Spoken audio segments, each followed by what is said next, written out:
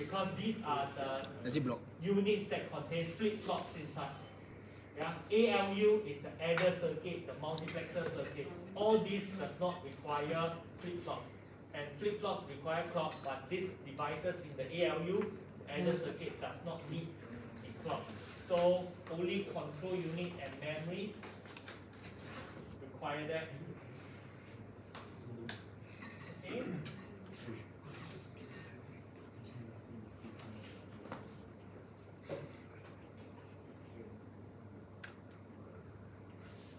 So the second question, Moore's law, how many months?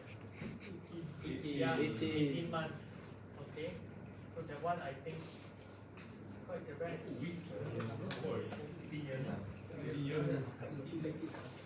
Okay. So for this type of question, obviously it will be a bit harder because you will need to work out all the answers to find out which one will have an overflow. But you will see that certainly some of the questions are easier or less time consuming and sort of it average out over time. We obviously cannot say in such a way that every question is exactly requiring like 70 seconds or whatever. Okay? So, but for this one, hopefully you are able to very quickly verify actually some of these even without having to carry out the complete addition or subtraction. Okay, let me just give you an example. Like the first one, you can see that even if I just add the two MSB, for example, I would notice that there's no way I can change the result from positive to negative. And hence this set of number will never get an overflow. Likewise, this set of number, for example, will not get an overflow, and the same goes here. Okay, and hopefully you still recall why this is the case, that this will result in an overflow. In fact, again, even if you don't add up all the 8 bits to 8 bits, if you just add up the first 2 bits, for example, you can tell that you will get an overflow. Okay? I don't know if you need me to add.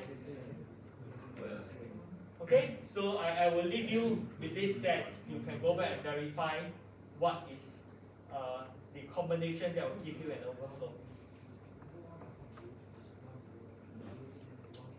Okay, then let's move on to the fourth one that most of you gotten it correct. So this addition should be quite correct.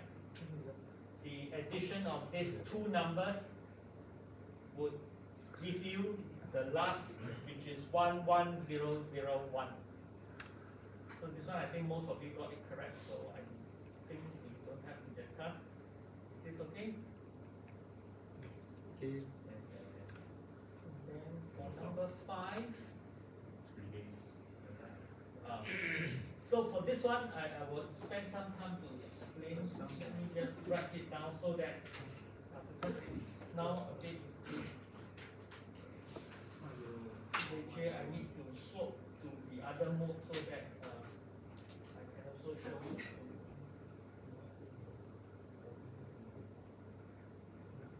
Okay, so the answer is this, but let's try to work out the answer together. And then let me just share the other window so that you can also see on the other end.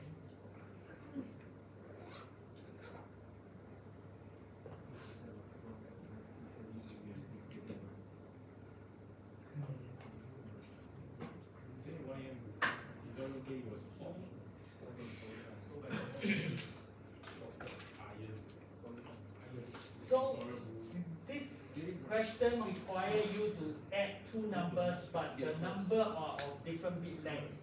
So you initially have the first sequence, which is this, and then so this is a 6-bit number. The second set of number is 1100. So this is a 4-bit number. In order to be able to add two numbers together, they are obviously having to have the same bit length. So I need to firstly perform sign extension to this number to make sure that they're the same bit length before I can add. And in 2's complement, to perform sign extension is I look at the MSB. If MSB is 1, I just add 1. So in this case, I'm adding 2 1 because I want to make them the same length. And from there on, I can then perform the addition. So this is a 1, 0, 1, 1. 1 plus 1 is a 0, carry over a 1. 1 plus 1 plus 1 is a 1, carry over a 1. And hence this 6-bit is the correct answer. And certainly there's no overflow here because negative plus negative give you negative. In fact, you know for a fact that you are performing sign extension here, you will not get an overflow. Because by extending from a 4-bit to 6-bit, you are actually increasing the range significantly. And hence, obviously, it can accommodate a bigger number as a result of the sign extension. Okay?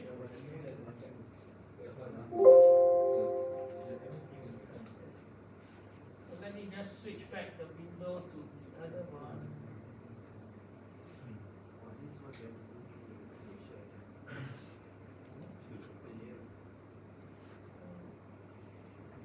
Okay, so the next one, it is the 2's complement number.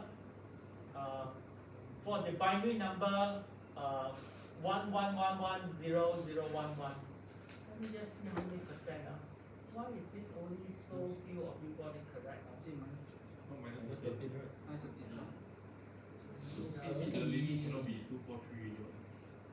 Yeah, so the answer is obviously minus 13.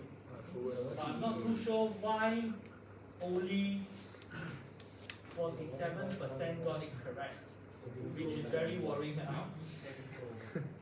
I should have tried to switch it such that the other group and this group I can see the difference, but I've combined them, but never mind. Okay, so the answer is minus 13, but let me again just write down and then later on I show you. So I can go back to analyze to check which option most of you have selected, but here, in the interest of time, I'll not do that. But let me just share with you very quickly how I would have done it. Certainly in this case, you can use the calculator if you want to. So in this case, if I were to use the calculator, in my case, because I'm using 8-bit, I enter the binary number, I would be able to do that. But when you're using a calculator, certainly, if let's say your calculator is a 16-bit calculator, then you need to perform sign extension to 16-bit before you can enter. So I know AD cannot see, but I can show you all here just in case. In the earlier group, some of them still don't know how to use a calculator, which is very worrying for me. But I hope you guys don't have the issue. So this is the 8-bit number. But I look at the MSB, it is equal to 1. So in order to allow me, so let me just put it side by side. So I obviously cannot enter that 8-bit number. Correct? If I enter this number here, you will notice I will convert, I'll get a positive number. That might be what most of you get. So in order to use the calculator, if it is in binary mode, because my calculator is 16-bit, I need to sign extend that to 16-bit. So I need to add 8 ones to the left. So 1, 2, 3, 4, 5, 6, 7, 8. 1, 2, 3, 4, 0, 0, 1, 1. Okay? And then this is a binary number. You see I convert to decimal, it is minus 30. But if your calculator is, let's say, a 32-bit calculator in binary, I would suggest that maybe it is easier to enter using the hexadecimal mode. That means to say this 2-digit or this 8-bit number convert to a hex number, which when you convert, the hex number is F3, right? Then you sign extend to 32-bit. So if I were to do it, let's say in hex, I will enter 6F, and then F3, and then you see if I convert it to decimal, I will still get minus 30. So it depends on which calculator you have. You need to maximize the usage of it and know which is the way to get it converted easily and correctly if you like. Okay, so this will be the case if it is 64-bit or 16-bit and so on and so forth. So if my answer is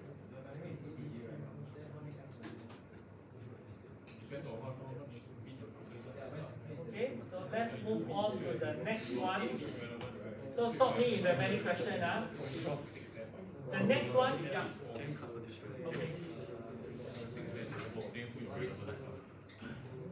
So the next one, I guess, should be easy. Let me just check how many percent of you gotten it correct. It is still low, I don't know why. Yeah, but in this case, for this hexadecimal number, if you can recall, for hex number, to identify if it is a negative number, you need to look for an 8 in the MSB. Why 8? Because 8, when you convert to binary, the MSB is equals to 1. Okay, 8, 9, 10, 8, 9, A, B, C, D, E, F. Yeah. So here, given that the NSB is equals to F, I know for sure this got to be a negative number. But again, because this is a 16-bit hex, correct? If I were to convert it directly, because my calculator can only take 32-bit hex, then I could bring out the perform sign extension by adding F in front. Okay, so that's something for you to go and figure out. You know, why is that in some cases you're unable to get that?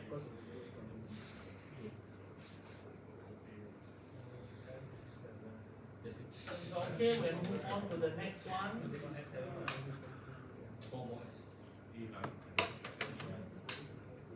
Number 8, fractional representation. Obviously, it is unsigned. We talked about this, that for binary number that have fractional components, there is no way you can have negative number. If you recall, in IEEE 754 format, that is why you have a side bit just to do that. Okay? So here, depending on which way, certainly you will not be able to use calculator for the fractional component. So this is 15, and then this is 0. The first bit is 0.5, and then you have 0.25, and then 0.125, 0.0625. So you just add them together, it will give you this value, 15.4365. The first one is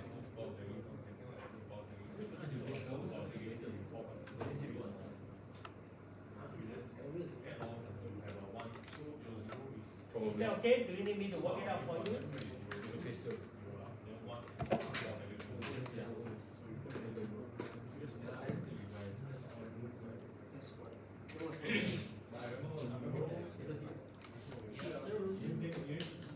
So the next one, you guys didn't have questions. I don't know, is that because you all know or didn't? But for a multiplexer, we have actually went through just this morning, right?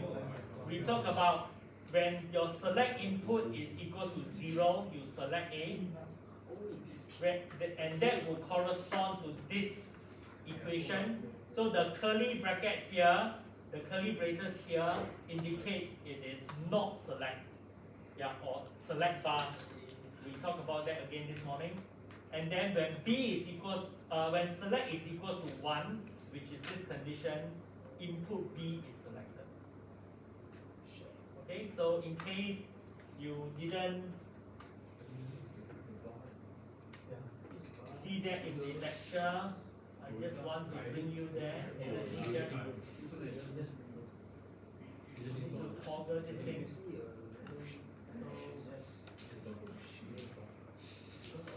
So remember this slide that we saw, the red box on the top, these are different ways to indicate a complement or a bar. Okay, so you can put a code here, the curly brace, this particular inverted 7, they are all indicating the same thing. Okay, so I'm sure if you have been looking at other references, they might be using different notations to represent them. Okay, let's now go back to number 10. So this one, I think it is probably easy. Most of you gotten it correct, so I will not, focus focus too much. It's essentially the equation at the back. It's A bar, BC, or AB, C bar. Yes. All right. Okay, then for number 11, 60% got it correct. Okay, what is the impact for combination circuits with longer maximum path length? So if you recall, we talked about maximum path length being one of the key performance considerations. Yeah. So if your path is very long, it's obviously not ideal, and the result is the circuit will have to be operated at different lower speeds. So let me just use empty slide to draw in case. So some of this question, as you can see, we always say at university level, we don't just test you on what is covered. You need to think a bit ahead, trying to know how to put together information that we have covered.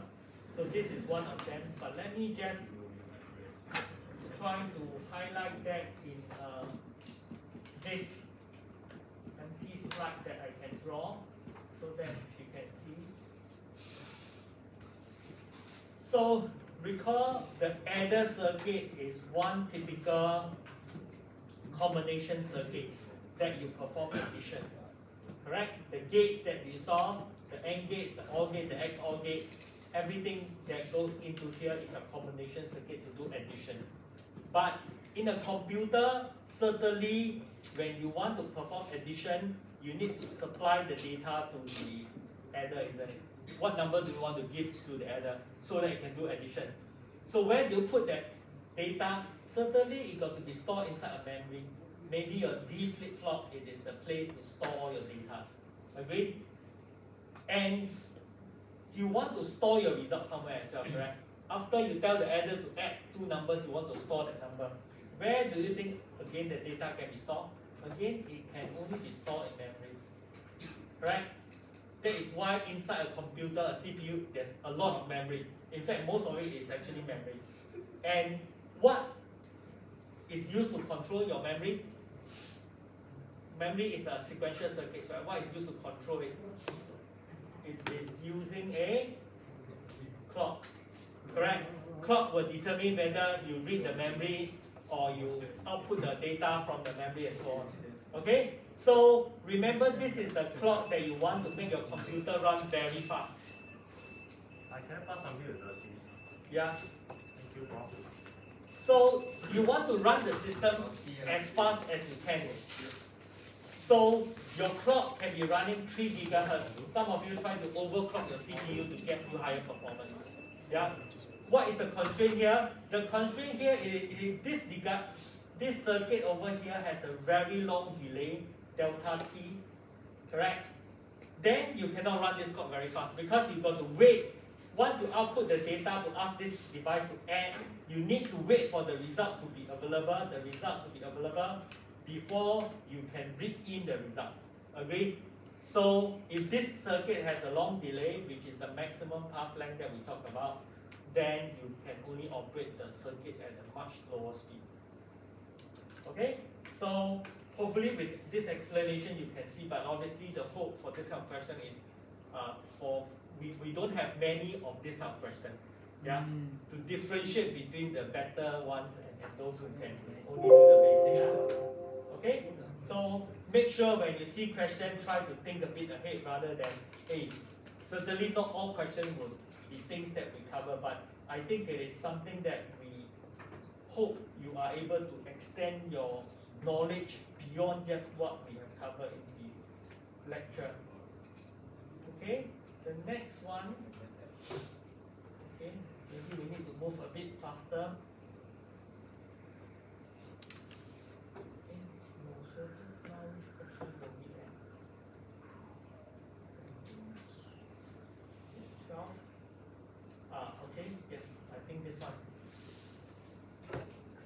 What is the key feature of a synchronous circuit? Remember, synchronous circuits is sequential circuits, and just now we just talked about it, right? The key element it is you need a clock to operate synchronous or sequential circuit because they are flip-flops. Okay, so this one hopefully it is quite direct. Number 13, only less than a third get it correct. This is the one that I thought it is certainly something you have not seen, but hopefully by trying to look at the signal, you are roughly able to guess what they are, what this circuit is supposed to do. But I'm giving you the solution here, so let's see how to interpret this. So we keep talking about an adder circuit. Yeah, we even tell you this is used together with an adder circuit.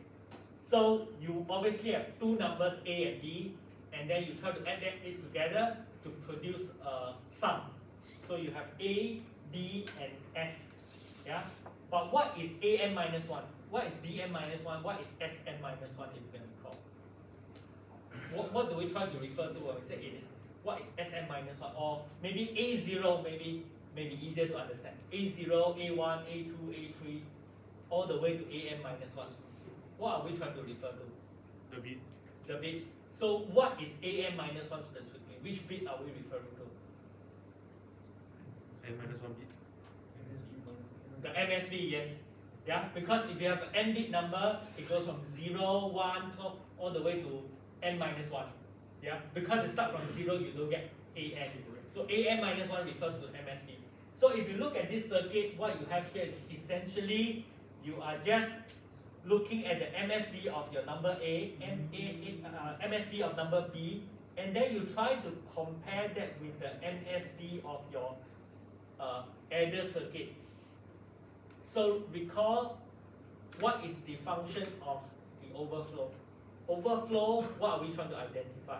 You're trying to identify if you have two negative numbers, for example, the result got to be negative. It is positive, then you get an overflow. Likewise, this circuit on the reverse, if you get two positive numbers, after adding it, if your result, the sign of your result is a negative number, then there is an overflow. Okay, so hopefully you get the concept, and this is obviously an actual circuit that is being used in the CPU. Some of you who have done programming before will know that the status register always have an overflow flag, and that is how it is being implemented to do the detection. And if you have not done programming, it's alright, because next trimester you get to do that. This is programming. It is related to programming. Oh. Yeah. Okay, the next one, JK flip-flop. When is the flip-flop in a whole stage or no change condition? J equals to K equals to 0, the same as your SR device. Yeah, so this one should be quite direct. We have covered that many times. And then number 15, this one I think is also quite correct. Most of you I think got it correct. So based on this timing diagram, the circuit is an XOR gate, exclusive OR gate. And then let's go to 16. 16 is a decoder, 3 to 8 decoder. Yeah, and the correct answer is the one that I've highlighted in here. Enable equals to 0, ADC equals to 110. Yeah. So let me just show you where. So when enable equals to 0, and then your ADC equals to 110, Y3 will be equal to. The only trick that the earlier group thought that it was done intentionally, but I didn't do anything to this. This was copied directly from the data sheet. I thought it was also a bit tricky in the sense that what you notice this is listed as ABC, means A equals to 0, 1, B equals to 1, C equals to 0. But here you notice the sequence it is inverted. Yeah, you are getting ABC in the reverse order. But I didn't change it. This was directly copied from the data sheet. Sometimes the manufacturer, for whatever reasons, want to invert that. Yeah. But maybe that is a good way. Maybe I should set the final quiz to answer this. I purposely swap it, and then maybe you will get confused. Okay? So look out for that in case you didn't notice that. Okay? The ADC column has been swapped. this should be okay.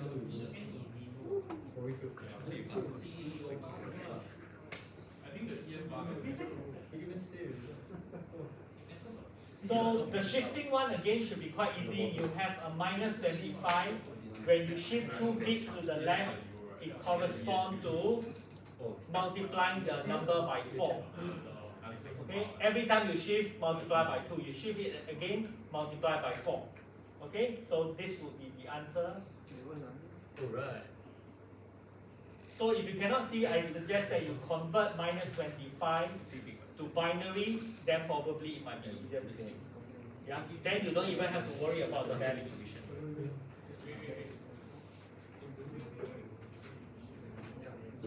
Mr. Ring G.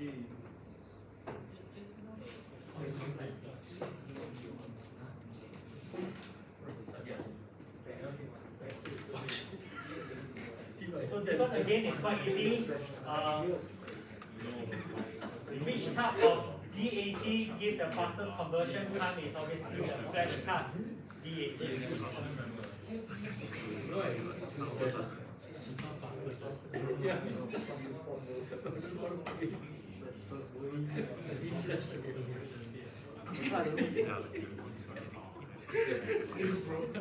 Okay, so which one of the following abstraction layer? So I think this question, in fact, we just talked about it this morning. The OSI model, which is not part of the TCP/IP. So it is a section layer. So earlier your friends from the other group was insisting it is internet layer. Later on, I will show you the slide that shows it is actually the session layer. Okay.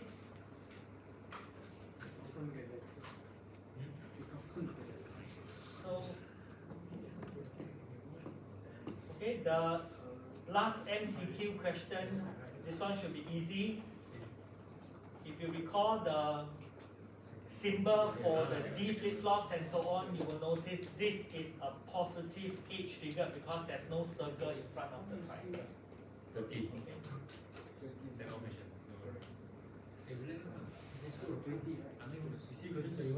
So let me show you the other one before I forget. So that is in lecture 3. Towards the end, I think that we just covered this module. So you can see here, this is the OSI model, this is the TCP/IP, and there is indeed an internet layer which is named differently, but it is just similar to the network layer. The layer that is not found here is obviously session and presentation layer as well. Okay, but some of the name are also changed, like network layer. It is also known as in the model, OSI model is termed as the data link layer. Okay, so I think I've highlighted this question was actually, I think, from the M5 exam or something.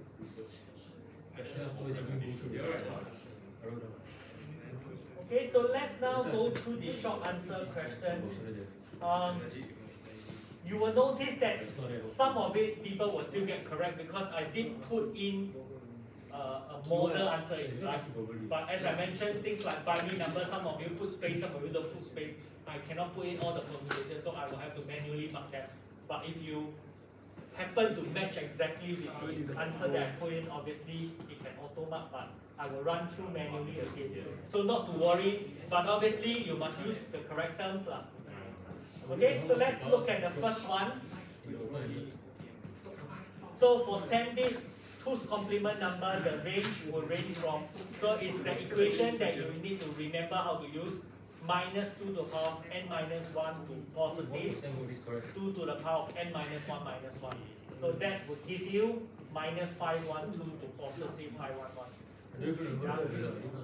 You will notice that you will always get one additional number in the negative range. I think I mentioned that. Yeah? Negative range always bigger. So just like 8-bit, it is minus 1 to 8 to positive 1 to 7.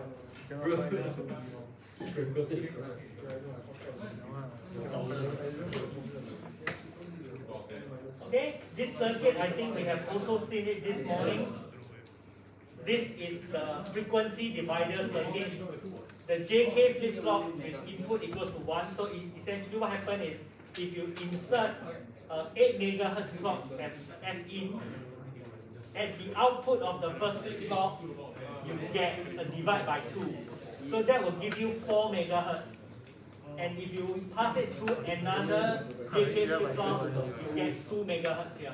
So each stage divide by 2, in total divide by 4, you get 2 megahertz.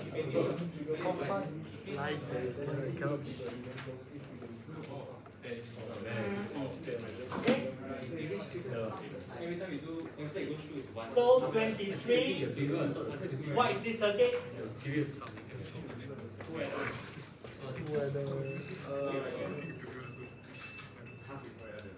This circuit is actually in chapter 2, maybe you might have missed it.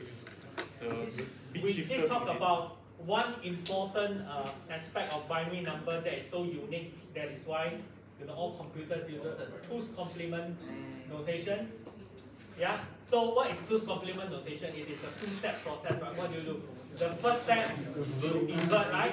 So if you see this inverter over here, this inverter invert all the bits. Yeah. And when you have an adder that you put an input 1, you add a 1. So invert all the bits plus 1, what do you get? You get the 2's complement equivalent of the number that you input in here. Wow. Oh shit! Jesus. The 2's complement, bro. You see? I mean, it's a inverter. They got output X, right? You flip plus 1. Okay, the next one, 24. So I will just give you the result, which is over here. So this one you can either do it manually by hand or you can use a calculator. The only thing you have to take note is when you use a calculator, beware because your calculator is a 16-bit or 32-bit calculator. So let's say in this case, because it is an 8-bit, if there is an overflow because you are using your calculator in the 16-bit mode, the calculator cannot detect, but actually you should, let's say, get an overflow. But I think in this case, for 8-bit, it still gives you the correct result.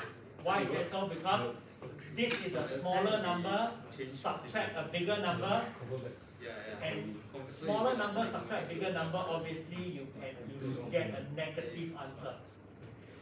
Okay, so there is one simple way to just verify, just by looking at the sign, if you have, performed the subtraction correctly. Okay, and number 25. This one I was surprised that the previous group, a lot of students don't know how to do it. Okay, I will go through this, but the answer is A6. Okay, A6. But the thing to take note here, it is in sign magnitude 8-bit hexadecimal. So as I mentioned, make sure you read the question carefully. Here, if you give me the 8-bit binary number, I will not mark it as correct because it is stated clearly, I want the hexadecimal format. Okay, so let me just run through this with you. Let me just write it down. Minus the 8-bit. So again, I have to swap this so that you can see.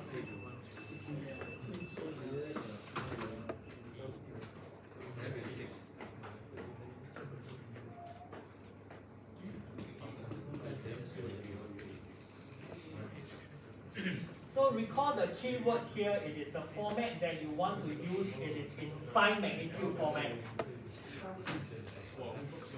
And sign magnitude format, if you can recall, if you have an 8-bit number, 1 bit is taken out to store the sign, the remaining 7 bits store the value.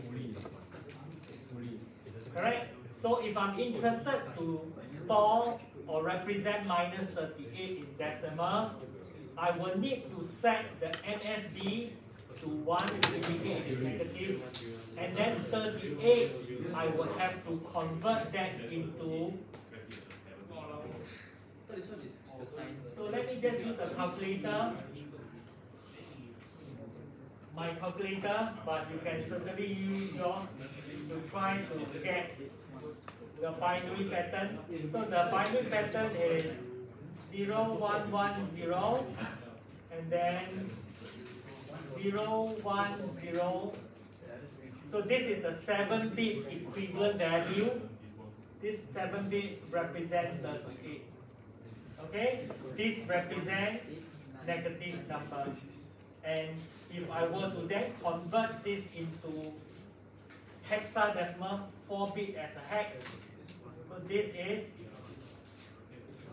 6, this is 8, so it's A6 as we have seen earlier.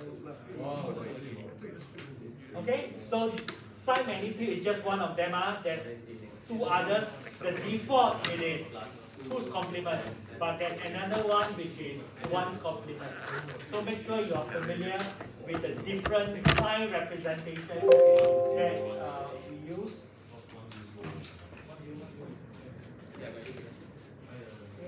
Just swap back. So I think we are 6. So 26 again quite direct. SR positive H trigger flip flop. What happens when the clock goes high? There is no change. Okay, SR equals to 0, 0. There is no change. Yeah. When S equals to 1, R equals to 0, it's set. And then the other way around is reset or clear, and then 1, 1 is not allowed state. Okay, this is 26. 4 more. I know we're running late. Name one network topology commonly used to connect computers. This one I think many correct answers. Yeah, I'm just expecting one, but you know, any one of these will be suffice. Bus, tree, star, whatever. Okay?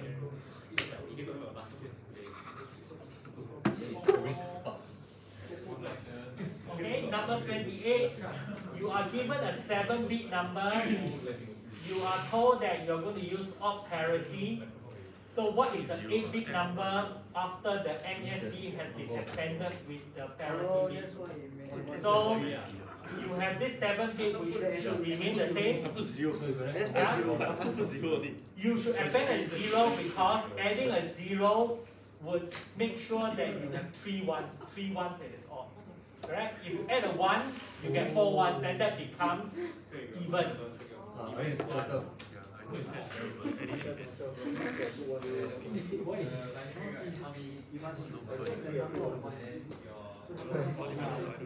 So this one I will go through, but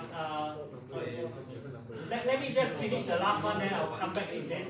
But I'll just read out the question. You have 1 kilohertz, 8-bit resolution. You want to record it for 1 day, 24 hours. Okay, so this is the answer. In case you want to take the test to compare. Later on, I'll show you how I derive it. Bro, cannot leave it as 8.86.4 MB. Yeah, you can. I will later on explain that. So this is just one of the correct answers, as I mentioned, because the question never specifies what unit is the file size. So you give me bits, I'm also okay. But obviously must be the correct value lah. So it can be megabyte, whatever, it's also okay. Later on I will mention it. It's just 1 kilohertz. Okay, so let's go through the last one first and then I'll come back to that one. The last one, I think again very simple. Name one consideration when selecting the physical layer. So this can be things like the speed, the weight, the cost, the density, whatever. There are so many different configurations that you can. Okay, so let us go through the last one. Yes, like it's in byte.